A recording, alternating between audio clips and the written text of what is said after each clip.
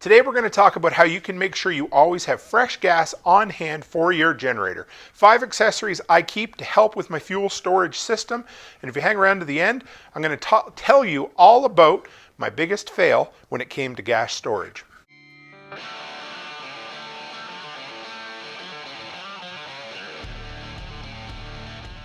Hey guys, Toolman Tim here. Welcome back to the workshop where we create community, find freedom, promote preparedness, and share success. You're probably wondering why we're not in the workshop. Well, we are. We're just over here near my fuel storage.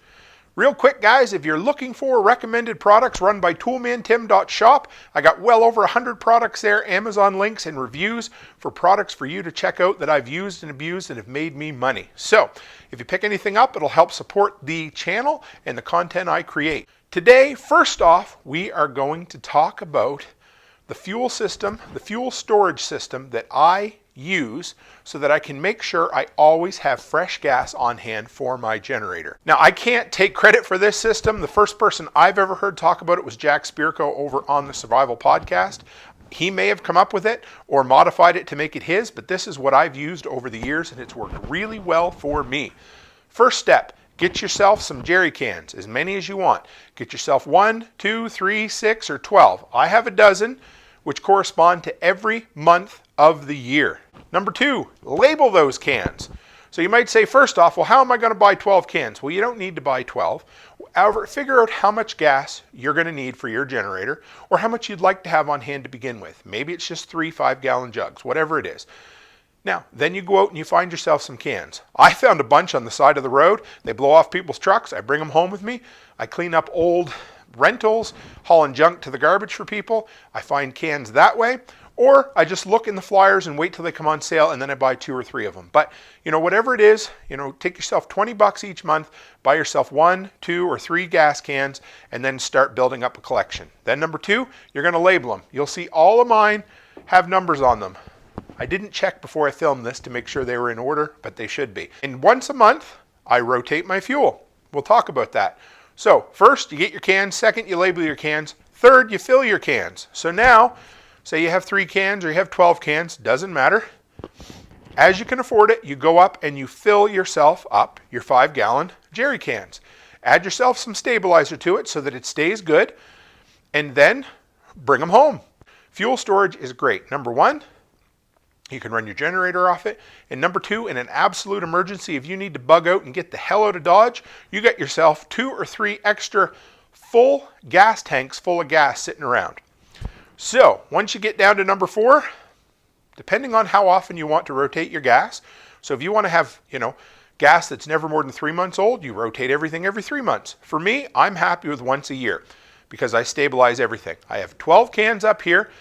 And once a year, so at the beginning of next month, it'll be March, I'll go down the line, I'll grab number 3, I'll dump that in my truck. Then I throw it in the back of my truck. Next time I go to the gas station, I fill up number 3. Before I do that, I put my 1 ounce or whatever it happens to be of stabilizer in there so that when the gas gets added to it, it's automatically mixed. Then it goes on here, then I grab the next one, and we work our way through. That way I never have more than 12-month-old gas. And you can do the same thing with 3 cans. So you just every 3 months, you rotate, Month 1 is number 1, 2, 3, however you want to do it. Once your gas cans are full, it never costs you 1 penny more. So if you have to do it over 6 months or a year, you just build yourself up. If you want to do a 6-month supply, take 6 months. Every month for 6 months, buy yourself a gas can. And then after that, every month for 6 months, fill 1 gas can. If you can come up with $20 to do it, great. Then after that, you just rotate and it costs you nothing extra. Okay, so that's my system. I hope that makes sense. If you have more questions, throw them in the description below. I'll do a follow-up. 5 accessories that I keep on hand that help my fuel system store better, work better. So the first one is extra accessories. I just grabbed this one to show you, but I normally carry. One of the biggest things that's important to me is I've standardized. In Canada, Sceptre brand, we have Sceptre and Wedco. I use Sceptre. So everything's Sceptre, everything's interchangeable. If something breaks, I can steal a part off of another one. So I normally buy these packs. They'll usually have a couple of the discs and then the vent cover there. And then you can also buy the bigger packs that also have a nozzle in them. But it never hurts because I'm really good at keeping stuff, but sometimes I'm not. And when I'm not, say those, especially those stupid little coins, you know, the stoppers, I set it down on the tailgate, it blows off and I'm gone. So I usually need to have extra. So that's the first thing I keep on hand because you're gonna lose shit. And I'll have links to all this in the description below. Number 2, stabilizer. This is my go-to now, PRI-G, and it works great. This stuff is the only stuff that you can add infinitely, so every year you can add it and extend the life of the gas by a year. It's the only stuff that will bring old gas back to life, and the bottle itself is expensive, but the per gallon treatment is the cheapest on the market. So if you're looking for a top quality fuel stabilizer to make sure your gas stays good for a long time, PRI-G, that's the way to go. Number 3, rubber seals. I'll have the link in the description of the upgraded ones that I bought. But my biggest complaint with these, and of course they're stored in my garage, they heat up in the summer, shrink in the winter. When they heat up in the summer, they push, you know, and the gas wants to eat this up. Eventually they start wearing out, and the worst part is they just leak. So when I'm going to pour, they leak out of there. So keep yourself a bunch of these extra rubbers because there's nothing worse than getting gas all over you. Number 4, I want to show you this one. A lot of people, you know, for a while in Canada, all we had, if you can see that, it's the vent nozzle with 2 holes in it.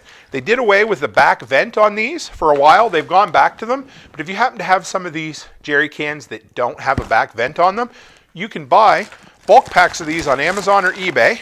Check this out. I believe it's a 7/16 inch hole.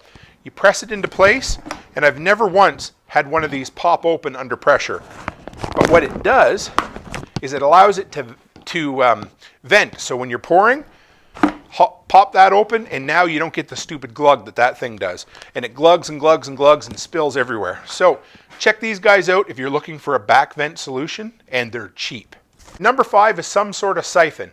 I use a Jiggle siphon, which is a long piece of plastic hose with a copper valve in it and a glass ball. And you just shake it up and down like that. Don't laugh. And it creates suction, creates siphon, and pulls it in. I'm still looking for a battery powered one that works well, but for now the Jiggle siphon is great. I'll have a link in the description below. I just lent mine out, don't have it with me right now, but I'll have a picture for you. Okay, so if you stuck with me this long, I'm going to tell you about my biggest fail. Now, I get excited about new projects. I always want bigger and better. So I had successfully used this. I have 60 gallons of fuel, 12 5-gallon jugs, and I successfully used it for a lot of years. And I got greedy, and I decided I wanted more. So I went and bought myself a 100-gallon fuel tank. You know, the ones you'd see on the farm. They stand up really nice. It's still sitting out there because I haven't sold it yet. Spent a whole bunch of time redoing it, took all my gas cans, dumped them all in there, had it stored beautifully. And then I realized this really sucks because I don't have a way to pump it up into it, so I had to climb a ladder to dump it in. I had a nozzle for it to come out, but it wasn't really high enough to give me any real pressure. It took forever to come out. No matter how much I tried, that was a beautiful tank, no matter how much I tried to clean it out, there was still gunk in the bottom. It was so bad that it actually clogged up my fuel filter and fuel line on my zero-turn lawnmower. And it was damn near impossible to cycle out my gas at that point. So, yes, I increased my capacity by almost double, but if I wasn't able to cycle it out or, you know, rotate my gas at all, and everything was a pain in the ass, then did I really win? I spent like $400 on the tank. I got a steal of a deal. I'm sure I'll sell it for at least what I paid for it, maybe more. But you know what? Sometimes bigger isn't better. Sometimes simple is better. Sometimes smaller is better. So if you put together a rotation system and you can afford 3 5-gallon jugs, then do 3 5-gallon jugs. Because if that's what you're going to do, if that's what's going to be easy enough for you to rotate on a regular basis, that's what you're comfortable storing on hand, then go that route. That's all I can say. Because for me, sometimes I get bigger is better in my head, and then, well, that's what happens. So now I got to sell it. I ended up switching back here. I ended up losing about 15 gallons of gas that was so clogged with junk that I had to give it to my brother-in-law to use in his burn pile because it was just useless, absolutely useless. So anyway, I hope you learned from my experience. If you want me to do a follow-up on this, or if you got any kind of questions on proper fuel storage for a generator, throw them in the comments below. If you want to know more about me, toolmantim.co. Check out the shop section, like I said, for recommended products. Check out the monthly newsletter. Add me on social. Send me messages. therealtimcook@gmail.com. I'll answer any questions you have. And if you have show ideas for the podcast or you have video ideas for the channel, send them to me and I will do it up for you. Anyway, that's it for me this week, guys. As always, stay happy, stay healthy, and have a great week.